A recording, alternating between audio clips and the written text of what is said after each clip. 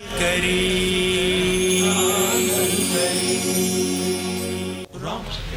ناظرین، welcome back. ایک دفعہ پھر آپ کو خوش آمدید کہتے ہیں. میٹرو ون نیوز کی ماہ رمضان المبارک کی خصوصی نشریات آباد ہے رمضان کے ساتھ. میں ہوں آپ کا میزبان ڈاکٹر بلند اقبال. سلسلہ ہے بیان رمضان کا، اور روزانہ کی طرح ہمارے ساتھ آج بھی موجود ہیں شجاع الدین شیخ صاحب. بڑے خوبصورت انداز میں بیان فرماتے ہیں، اور خاص طور پہ مسائل کا جو حل بتاتے ہیں وہ بھی بڑا زبردست ہوتا ہے. شجاع بھائی السلام علیکم، خوش آمدید کہتے ہیں سر. وعلیکم السلام ورحمۃ اللہ وبرکاتہ. ڈاکٹر صاحب جزاک اللہ خیر. کیسے مزاج آپ؟ اللہ کا کرم سر، میں ٹھیک ہوں.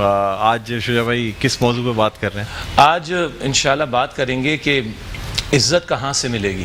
واہ، یہ ہم سب کا مسئلہ ہے. ہم سب عزت چاہتے ہیں، تو اسی پر انشاءاللہ کچھ آج کلام کرنا چاہیں گے انشاءاللہ تعالی. ناظرین کرام، السلام علیکم ورحمۃ اللہ وبرکاتہ. الحمدللہ رب العالمین والصلاة والسلام علی سید الانبیاء والمرسلین، اما بعد فاعوذ باللہ من الشیطان الرجیم. بسم اللہ الرحمن الرحیم. یا ایہا الذین آمنوا ان تنصروا اللہ ینصرکم ویثبت اقدامکم. صدق اللہ العظیم. اللہم صلی علی محمد وعلی آل محمد وبارک وسلم. رب اشرح لی صدری ویسر لی امری واحلل عقدۃ من لسانی یفقہوا قولی واجعل لی وزیرا من اہلی. آمین یا رب العالمین. آج موضوع ہے عزت کہاں سے ملے گی. ایک میرا اور آپ کا انفرادی معاملہ ہے، ایک اور میرا اور آپ کا اجتماعی معاملہ ہے. انفرادی سطح پر پہلے کلام کرتے ہیں. حجۃ الوداع کا موقع ذہن میں رکھیے. رسول پاک صلی اللہ علیہ وسلم 1.25 لاکھ صحابہ کرام رضی اللہ تعالی عنہ مجمعین سے کلام فرما رہے ہیں، اور ارشاد فرمایا کہ آگاہ ہو جاؤ کہ گورے کو کالے پر، کالے کو گورے پر، عربی کو عجمی پر، عجمی کو عربی پر کوئی فضیلت نہیں سوائے تقویٰ کے. یہ معراج تو دنیا والوں کے ہیں. دولت ہے تو کوئی اونچا ہے، نہیں تو نیچا ہے. مال و اسباب ہے تو کوئی اونچا ہے، نہیں ہے تو نیچا ہے. گوری رنگت والا ہے تو اچھا ہے، اور کالی رنگت والا ہے تو برا ہے، معاذ اللہ. اللہ کے پیغمبر علیہ السلام نے تیشے چلا دی معراج پر. گورے کو کالے پر، کالے کو گورے پر، عربی کو عجمی پر، عجمی کو عربی پر کوئی فضیلت نہیں سوائے تقویٰ کے. یہی بات قرآن فرماتا ہے سورہ حجرات آیت نمبر 13 میں، ان اکرمکم عند اللہ اتقاکم. بے شک اللہ کی نگاہوں میں تم میں سب سے بڑھ کر عزت والا وہ ہے جو سب سے بڑھ کر اللہ سبحانہ و تعالیٰ کا تقویٰ اختیار کرنے والا ہو.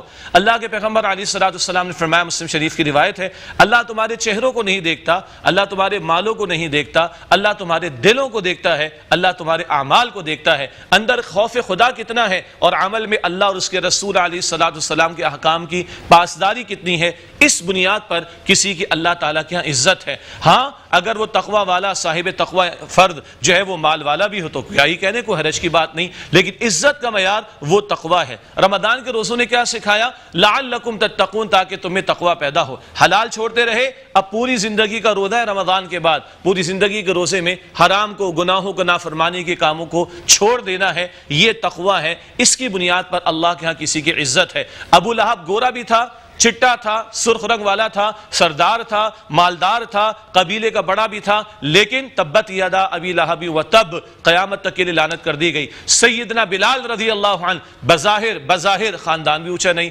غلام تھے، آزاد کیے گئے تھے، بظاہر کلر بھی فیئر نہیں ہے، لیکن سیدنا عمر دیکھیں تو کیا کہیں، ہمارے آقا سیدنا بلال ہمارے آقا بلال آ گئے رضی اللہ عنہ، اور اللہ کے پیغمبر علیہ السلام ان کے قدموں کی آواز معراج کی شب جنت میں سنتے ہیں. یہ تو ہوا انفرادی سطح کا معاملہ. اب آئیے اجتماعی سطح پر. البتہ میں بات شروع جہاں سے کرنا چاہ رہا تھا وہ واقعہ اب آپ کے سامنے رکھوں. سیدنا عمر فاروق رضی اللہ تعالیٰ عنہ کا دور ہے. آدھی دنیا کی سلطنت اللہ نے قدموں میں ڈال دی. یروشلم کا چارج لینے کے لیے جا رہے ہیں، اونٹ پر سوار ہوتے، ایک منزل آپ کی باری، ایک منزل خادم کی باری. اب جو یروشلم قریب آیا تو باری آگے غلام کی. غلام بڑا پریشان ہوا، خادم بڑا پریشان ہوا. حضرت آپ بیٹھیے. کہا نہیں، الدور دورک، باری تو تمہاری باری ہے. آگے سے یہ بھی کہا کہ حضرت اب یروشلم قریب آ رہا ہے، ذرا کپڑوں کو درست کر لیں، ذرا گیٹ اپ کو بہتر کر لیں. یہی آج ہمارے معاملات ہیں نا. اللہ اکبر کبیرہ. سیدنا عمر فاروق رضی اللہ عنہ فرماتے ہیں، بھائی اللہ نے عمر کو عزت کپڑوں سے نہیں دی ہے. اللہ نے عمر کو عزت کپڑوں سے نہیں دی ہے، اللہ نے عمر کو عزت اسلام کی بدولت دی ہے. یہ عمر تو وہ تھا کہ جس کو اپنے اونٹ چرانے نہیں آتے تھے، گھر والوں سے ڈانٹ بھی پڑ جایا کرتی تھی، فلاں اونٹ کہاں ہے، فلاں اونٹ کہاں ہے. آج اگر عمر کو عزت ملی ہے تو وہ اسلام کی وجہ سے ملی ہے۔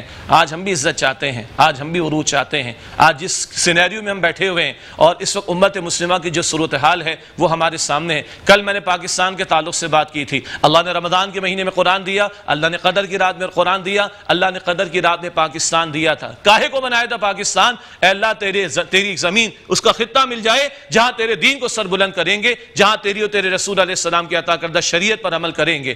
آج ہم نے شریعت کے ساتھ کیا کیا؟ سود کے دھندے ہمارے یہاں چلتے ہیں، بے حیائی کا طوفان ہمارے یہاں چلتا ہے، اقتدار کی رسہ کشی ہمارے یہاں چلتی ہے، مفاد پرستی ہمارے یہاں چلتی ہے۔ معاف فرمائیے گا، کردار کے حوالے سے اللہ کے پیغمبر علیہ السلام نے فرمایا منافق کی علامات کیا ہیں؟ جھوٹ، وعدہ خلافی اور خیانت، اور جھگڑا تو گالم گلوچ۔ آج یہ ہمارا قومی مزاج نہیں بن گیا، آج عوام لان تان نہیں کرتے بہت سے اپنے حکمرانوں پر کہ جھوٹے ہیں، مکار ہیں، وعدہ خلاف ہیں۔ ہم 70 برس سے دیکھتے ہوئے آ رہے ہیں، اللہ کا نام لے کر عہدہ ملتا ہے ان کو، عہد لے کر بیٹھتے پارلیمنٹ کے اندر، اور شریعت کے خلاف احکامات کا معاملہ، سود کے دھندے، اسلامی سزاؤں کا نفاذ نہیں، اور بے حیائی کے طوفان کی اجازت ہے۔ یہ فلمیں، ڈرامے، ناچ گانے، بے حیائی جو دکھائی جا رہی، کیا اس کے ٹیکسز پے نہیں کیے جاتے؟ گورنمنٹ اس کو وصول نہیں کرتی؟ اور شریعت کے بہت سارے احکامات جن کو پامال کیا گیا ہے۔ معاف فرمائیے گا، میری بات تو تلخ ہے لیکن بات حق ہے۔ حق بات یہی ہے، ہم نے اسلام کے نام پہ اس ملک کو حاصل کیا تھا، اگر آج اس کو ہم نافذ نہیں کرتے یہاں پر تو معاف کیجیے گا، ذلت تو مل سکتی ہے، عزت نہیں مل سکتی۔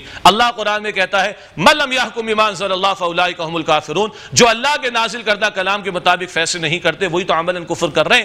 جو بول سکتے ہیں وہ بولیں، جو مطالبہ کر سکتے ہیں مطالبہ کریں۔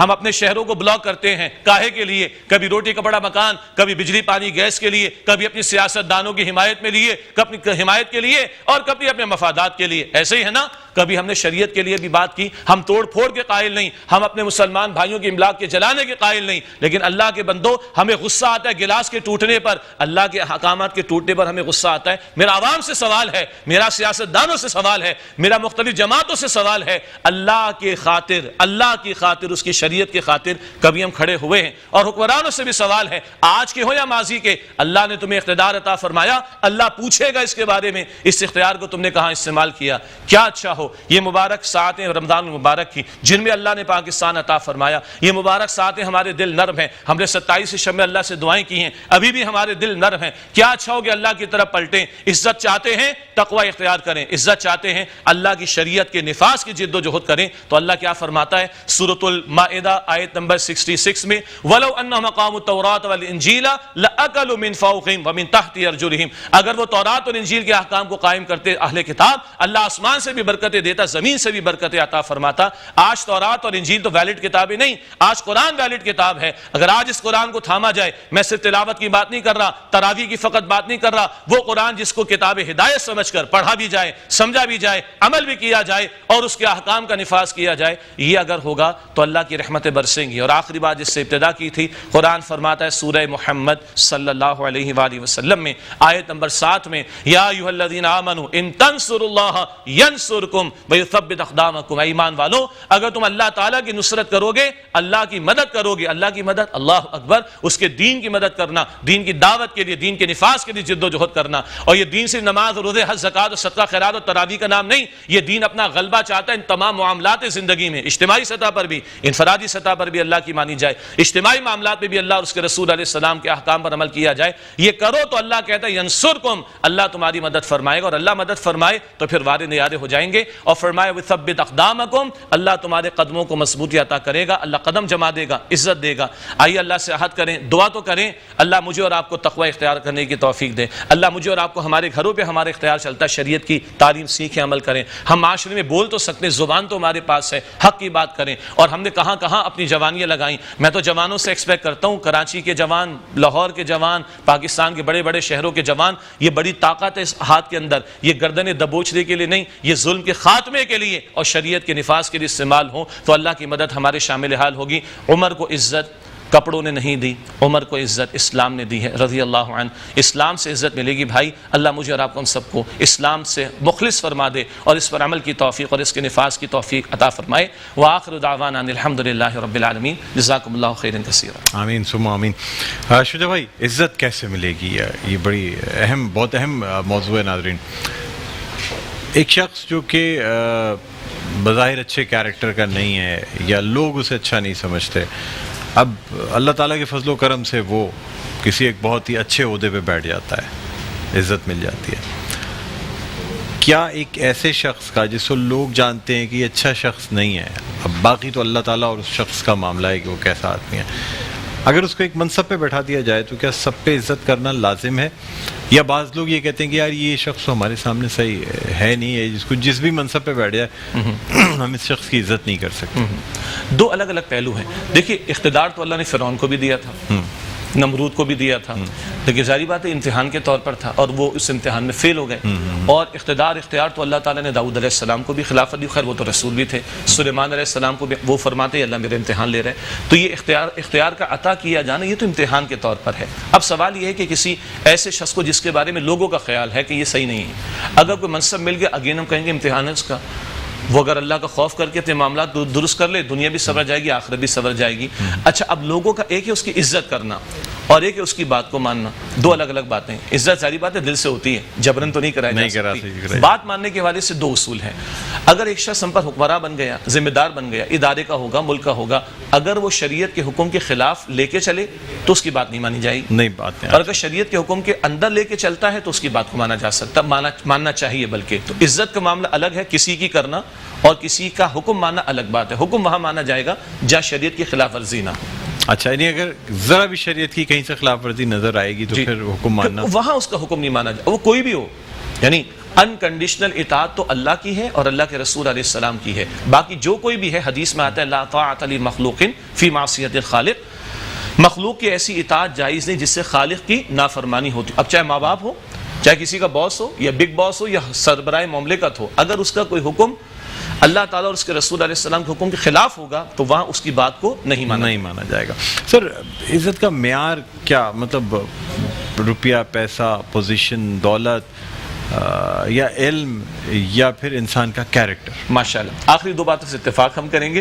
پہلی چند باتیں دولت ہے. دولت تو اللہ نے قارون کو بھی عطا کی اور لوگوں کو بھی عطا کی. سورہ عصر میں ہم نے مطالعہ کیا تھا نا، سارے کے سارے لوگ خسارے میں جو ایمان لائے، جنہوں نے نیک اعمال کی، مل جل کر ایک دوسرے کو مل جل کر صبر کی تلقین کی. تو عزت تو ہاں قرآن کہتا ہے سورہ مجادلہ کی آیت نمبر 11 میں کہ والذین اوتوا العلم درجات، اللہ علم والوں کے درجات بلند فرمائے گا.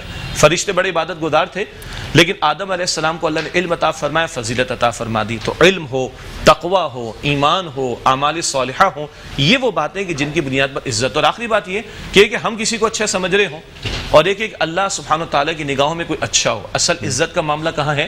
اللہ کی نگاہوں میں. اور اللہ کا اصول ہم نے بتا دیا سورہ حجرات میں کہ اللہ کی نگاہوں میں عزت والا وہ ہے جو سب سے بڑھ کر اللہ کا تقوی اختیار کرنے والا ہو. واہ سبحان اللہ، یعنی تقوی سے بڑھ کے اور کوئی معیار ہے؟ اس قدر بڑی دولت ہے، خدا کی قسم. اگر آپ اجازت دیں 1 منٹ کے لیے، ہدی للمتقین، قرآن کہتا ہے تقوی والوں کو ہدایت ملے گی. قرآن کہتا ہے کہ الاخلاء یومئذ بعضهم لبعض عدو الا المتقین، گہرے دوست قیامت میں ایک دوسرے کے دشمن ہو جائیں گے سوائے تقوی والوں کے. سبحان اللہ. سورہ طلاق پڑھیں، سورہ طلاق میں گھر کے مسائل بھی ہیں لیکن قرآن کہتا ہے من یتق اللہ، جو اللہ کا تقوی اختیار کرے اللہ مشکلات سے نکالے گا، وہاں سے رزق دے گا جہاں گمان نہیں ہوگا. جو تقوی اختیار کرے گناہوں کو چھوڑے، جو تقوی اختیار کرے اللہ کاموں میں آسانی کرے گا، جو تقوی اختیار کرے اللہ تعالیٰ گناہ بخش دے گا، اور جو تقوی اختیار کرے اللہ اجر عظیم عطا فرمائے گا. یہ قرآنی وظیفہ ہے. ناظرین کو میں عرض کروں قرآنی وظیفہ شاید میں نے پہلے کہیں کہا تھا، پڑھنے والا نہیں کرنے والا ہے.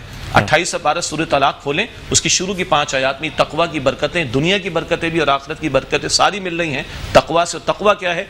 اللہ کا خوف دل میں رکھتے ہوئے زندگی گزارنا، گناہوں کو چھوڑ کر اطاعت کی روش پر آنا. ٹھیک سر، دعا جب مانگتے ہیں تو کیا اللہ تعالیٰ سے عزت طلب کرنی چاہیے یا پھر یہ طلب کرنا چاہیے کہ اللہ تعالیٰ سے بھی یہ بھی دعا کی جاتی ہے نا کہ اللہ تعالیٰ سیدھی راہ دکھائے؟ اب حالانکہ یہ تو انسان کا اپنا کیریکٹر ہے کہ وہ کس طرح سے چلتا ہے، لیکن پھر بھی اللہ تعالیٰ سے یہ ضرور دعا کی جاتی ہے کہ اللہ تعالیٰ مجھے سیدھی راہ دکھائے، اللہ تعالیٰ مجھے گناہوں سے بچائے. بالکل. یہ تو دیکھیے کریکٹر صحیح کرنے کی کوشش میں نے کرنی، ہاں کردار کو درست کرنے کی کوشش میں نے کرنی، توفیق کون دے گا؟ اللہ دے گا. سورہ فاتحہ میں کیا پڑھتے ہیں؟ ایاک نعبد و ایاک نستعین. علم تیری عبادت کرتے ہیں تجھی سے مدد مانگتے، تو تیری توفیق کے بغیر عبادت نہیں ہو سکتی. اسی طرح نفس کے تزکیے کا معاملہ ہے. اللہ کے رسول علیہ السلام نے دعائیں سکھائیں، اللہ مجھے میرے نفس کا تزکیہ عطا فرما دے کیونکہ تو ہی سب سے بہترین تزکیہ عطا فرمانے والا ہے. تو کریکٹر کی اصلاح کے لیے، اعمال کی اصلاح کے لیے توفیق بھی اللہ تعالیٰ سے مانگنی ہے، اس کے بغیر تو بات نہیں بن سکتی. واہ سبحان اللہ، بہت شکریہ شجاع بھائی، بہت کچھ سیکھنے کو ملتا ہے. امید کرتے ہیں کہ ہماری دیکھنے والے جو ہیں ان کو بھی بہت کچھ سیکھنے کو ملا ہے. قبول فرمائے. اور روزانہ اسی طرح سے اب دیکھیں آپ آج 27واں روزہ ہو چکا ہے اور بالکل اندازہ ہی نہیں ہوتا جس طرح پہلے یکم رمضان المبارک کو ہم نے یہ ٹرانسمیشن سٹارٹ کی تھی پتہ ہی نہیں چلا. پتہ ہی نہیں چلا. اللہ قبول فرما لے, اللہ ساری محنتیں قبول فرما لے اور اس کی برکات ہمیں سمیٹنے کی مزید توفیق عطا. آمین آمین ثم آمین. بہت شکریہ شجاع الدین صاحب. ناظرین چھوٹا سا ایک وقفے کے بعد جب آپ کی خدمت میں حاضر ہوں گے تو سیگمنٹ ہوگا دعا اور مناجات کا. کہیں نہ جائیے گا, دیکھتے رہیے میٹرو نیوز کی خصوصی نشریات. آباد ہے رمضان.